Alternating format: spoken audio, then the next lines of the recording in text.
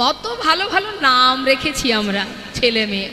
জানবেন একটা কথা, ছেলে মেয়ের নাম ভগবানের নামে রাখলে তাতে আপনার উপকার, তার উপকার।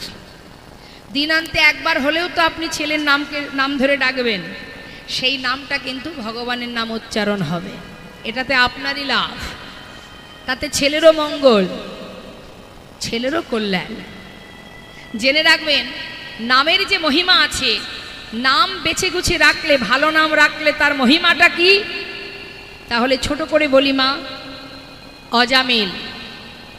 এই যে অজামিল, সে জাতিতে ব্রাহ্মণ, তার স্বভাব ছিল নিচু প্রকৃতির। লোমশ মুনি বলে এক মুনি, তার একটু শারীরিক ব্যাধি হয়েছিল। দেবর্ষি নারদ বলেছিলেন যে জাতিতে ব্রাহ্মণ মানে জাতিতে উঁচু জাতি হবে, কিন্তু তার কর্ম, তার স্বভাব হবে নিচু প্রকৃতির, এমন ব্রাহ্মণের ঘর থেকে তণ্ডুল মানে চাল ভিক্ষা করে আনলে সেটাকে রন্ধন করে যদি তুমি খেতে পারো, তোমার রোগ ভালো হয়ে যাবে। অজামিলে আহা, সেই লোমশমণি চারিদিকে খুঁজতে শুরু করেছে মা, কোথা থেকে এমন জাতিতে ব্রাহ্মণ, আবার এদিকে কর্ম তার ছোট নিচু প্রকৃতির, এমন পরিবার কোথায় পাবো? এখন খুঁজতে খুঁজতে ওই অজামিলের বাড়িতে উপস্থিত হলেন। দেখছেন অজামিলের স্ত্রী ছোট্ট একটা সন্তান, পুত্র সন্তানকে কোলের মধ্যে করে বসে আছে। এখন লোমশ মুনি যখন ভিক্ষায় গেছে, তাকে এক মুষ্টি তণ্ডুল দিয়েছে অজামিলের স্ত্রী। সেই তণ্ডুল ঘরে এনে রন্ধন করে খেয়েছে মা।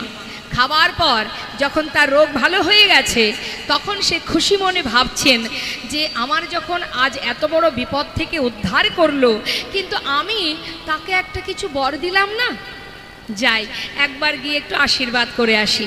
তাই লোমশ মুনি কী করেছে মা, আবার ঘুরে ফিরে সেই অজামিলের বাড়িতে। এদিকে অজামিল তার ছেলেদেরকে নিয়ে, বড় ছেলে যারা, তাদেরকে নিয়ে ডাকাতি করতে বেরিয়ে গেছে। আর এদিকে ঘরে রয়েছে তার স্ত্রী, কোলের মধ্যে রয়েছে ছোট পুত্র। এখন লোমশ মুনি যাওয়া মাত্রই তাকে আসন পেতে বসতে দিয়েছে। লোমশ মুনি বললেন, দেখো মা, আমার এত বড় উপকার করেছো, এত বড় ব্যাধি থেকে তোমরা আমাকে মুক্তি দিয়েছো, তাই আজ আমি খুশি হয়ে তোমাদের কাছে এসেছি, তোমাদেরকে আশীর্বাদ করব। তা আশীর্বাদ স্বরূপ কি আর দেবো আমি? তোমার কোলে যে ছোট্ট ছেলেটি আছে, এই কনিষ্ঠ ছেলে, ছোট ছেলে, এর নাম দিয়ে গেলাম নারায়ণ। নেতাই গৌর হরি বল। দেখুন বৈষ্ণব কৃপা কেমনই কৃপা মা। স্বয়ং বৈষ্ণবে মুনিবর নিজে এসে যখন আশীর্বাদ স্বরূপ নামটা দিয়ে গেছে, সেই নামের মহিমা থাকবে না, তার গুণ থাকবে না? এখন সব ছেলের নাম 1 কোটি 2 কোটি 3 কোটি, আর ছোট ছেলের নাম নারায়ণ।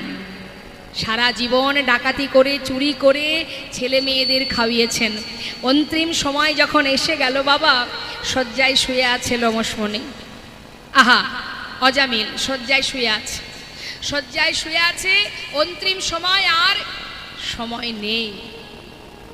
এসে গেছে যমদূত।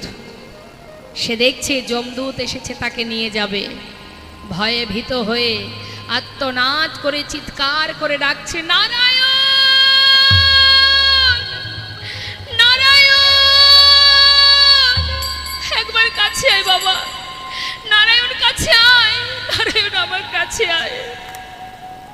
আত্মনাদ চিৎকার ডাকছে কাকে? নিজের ছোট ছেলেকে। চিৎকার করে যখন ডেকেছে, বৈকুণ্ঠের নারায়ণের সিংহাসন টলে গেছে। দেরি না করে বিষ্ণু লোক থেকে বিষ্ণু দূত পাঠিয়ে দিয়েছে। সোনার সিংহাসন নিয়ে উপস্থিত, ভক্তকে নিয়ে যাওয়ার জন্য। এসে দেখছে যমদূত, তোমরা কি এখানে কেন এসেছো? ওকে নিয়ে যাওয়ার জন্য। না, ও যাবে না, তোমরা ওকে নিয়ে যেতে পারবে না। কেন?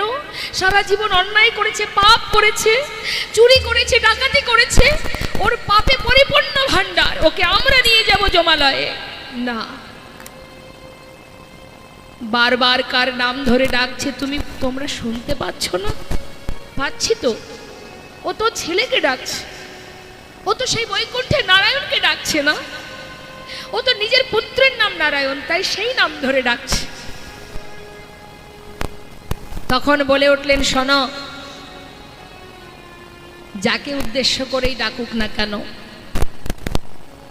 যাকেই ডাকুক না কেন, নামটা তো সেই নারায়ণ। বারবার যখন সেই নাম উচ্চারণ করেছে বৈকুণ্ঠের নারায়ণ, সে নিজেকে আর সিংহাসনে বসিয়ে রাখতে না পেরে চঞ্চল অস্থির হয়ে আমাদেরকে পাঠিয়েছে, যাও আমার ভক্ত আমায় স্মরণ করছে, ওকে আমার কাছে নিয়ে এসো। তাই আমরা এসেছি সোনার সিংহাসন নিয়ে, অজামিলকে আমরা নিয়ে যাব, তোমরা কেউ নিতে পারবে না। তাহলে একবার ভাবুন মা, ভগবানের নামে সন্তানের নাম রাখলে তাতে সকলেরই মঙ্গল, আপনারও মুক্তি, আপনারও উদ্ধার। তাই যে কোনো কাজ করার আগে অনেকবার ভেবে সেই কাজ করতে হয়, যে যেটা করছি সেটা ঠিক হচ্ছে তো।